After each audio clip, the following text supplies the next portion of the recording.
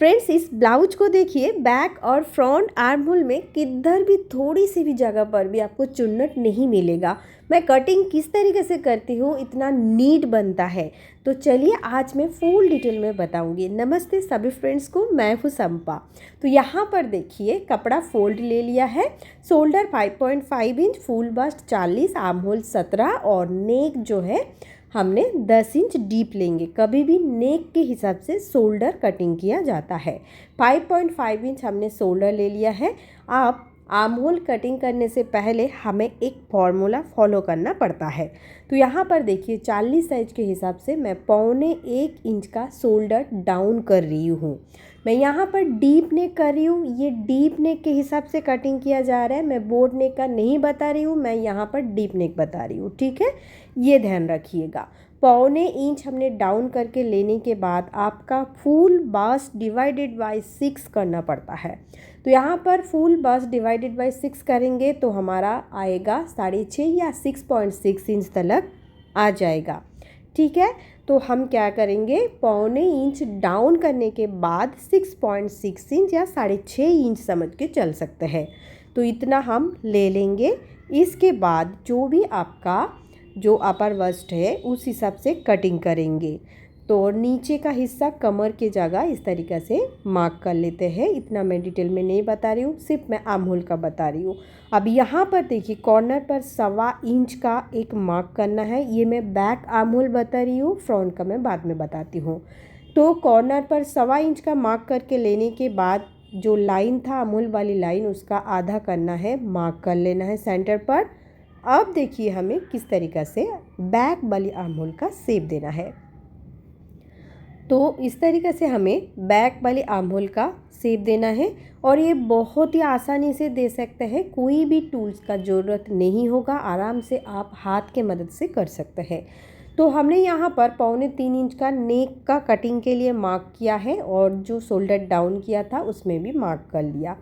नेक के लिए हमने पीछे एक मार्क करके रख दिया है ताकि समझ में आ सके बहुत अच्छा से।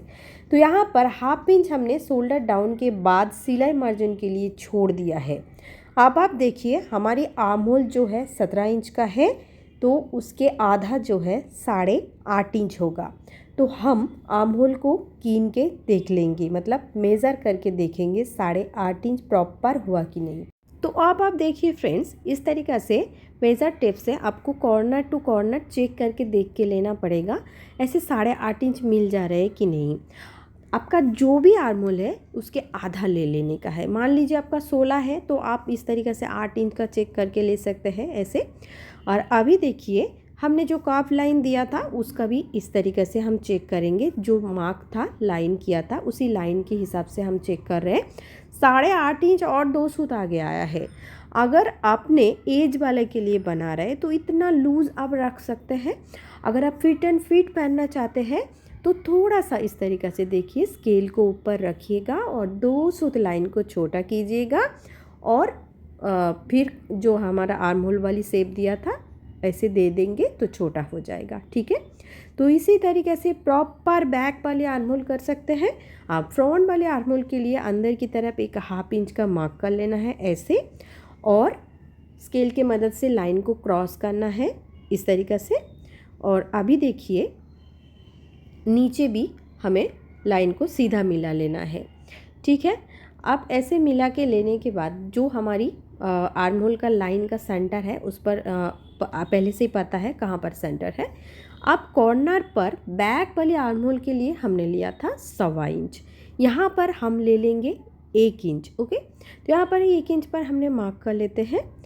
तो अब आप देखिए फ्रेंड्स, जो फिटिंग वाली साइड है उस साइड पे मैं 1 इंच अंदर की तरफ एक मार्क कर रही हूँ। तो यहाँ पर मार्क करने के बाद तीनों पॉइंट हमारा निकल कर आ चुका है, आप देख सकते हैं।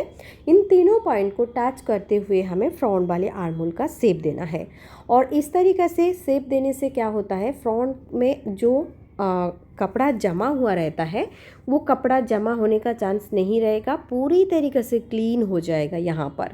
तो ऐसे हम बैक और फ्रंट का आर्म होल कटिंग करती हूँ। आप भी इसी तरीके से कटिंग कीजिएगा, ब्लाउज बनाइएगा और मुझे ज़रूर कमेंट करके बताइएगा ये कटिंग कैसा लग रहा है। तो अगर अच्छा लगेगा तो ज़रूर मुझे फॉलो करें।